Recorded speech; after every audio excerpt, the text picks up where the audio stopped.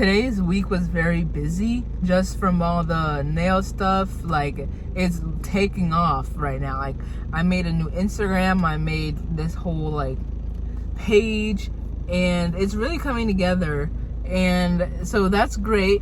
And then this new thing came up in my life that I'm going to talk about.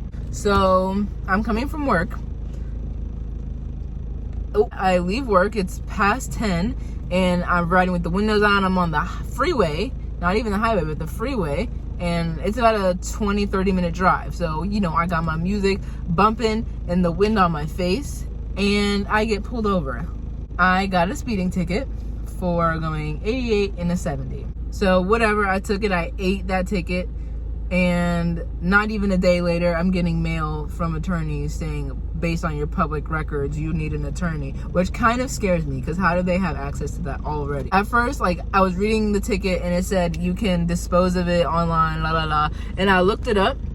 I did my little research, and every source told me that that's the worst thing I could do, because I'm basically like pleading guilty to everything I've done, and they're just gonna give me the worst possible like punishment, which would be 3 driver's license points and 60% increase on my insurance. Now I'm already paying close to $600 every 6 months on my insurance, so I really don't need that.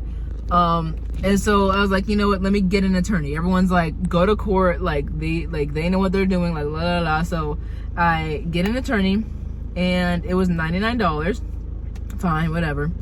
And like, I'm going through the process, it's great. And then they're like, okay, in order to at least lighten whatever your, what is it, offense, like you have to go to driving school and mail us the certificate.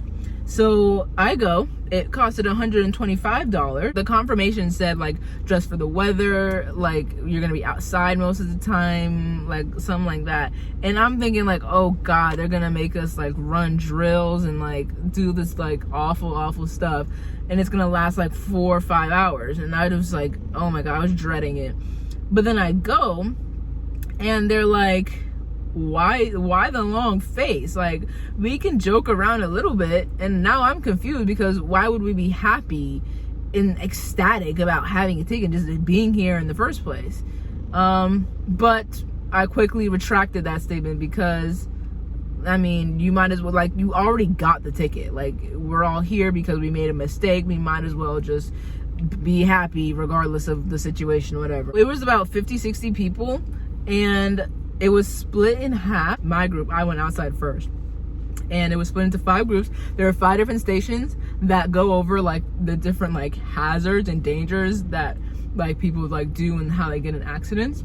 And the first one caught me by surprise, because actually at every station they were like, floor it, like stand on the gas. The first one we had to go, and then when she said brake we had to stop, and a lot of the times like we were skirting and bumping, but that was supposed to happen. On the second one, floor it, and then at the last second, or he's like distracting us actually, like I know he was like showing the other guy his phone, and he made the windshield wipers like spray for me, and at the last second he would tell us to swerve like left, right, or go straight. And that was just like showing us the importance of like not being distracted while driving. Then the third one, we're supposed to like floor it and then make a sharp turn and like drift around the corner. I couldn't do it. I kept hitting all the cones, all the boundaries, all the barriers. Those were the 3 car ones. And then the other one was a golf cart. We had to like swerve in and out the cones and then put drunk goggles on and do the same. And I ate, like I didn't hit a single. The last one was like a trailer track thing. Like you buckle in and then you like go, and then it stops you, like stops, and you simulate what it's like to get in a crash, because it's like a hard stop, and we were only going 8 miles an hour, and it felt like I could fall out of my seat if my seatbelt wasn't on. So those were the 5 stations. It was actually very fun. Like I mean, this was supposed to be a learning experience. I thought it would be a little bit more strict, but I was having a good time. The inside portion, a little bit boring. It was like, you know, going through the slideshow, like showing all the numbers, showing all the videos, and he's flipping through the slideshow and he pops up to one that is like, oh my God, it was a fucking crime scene.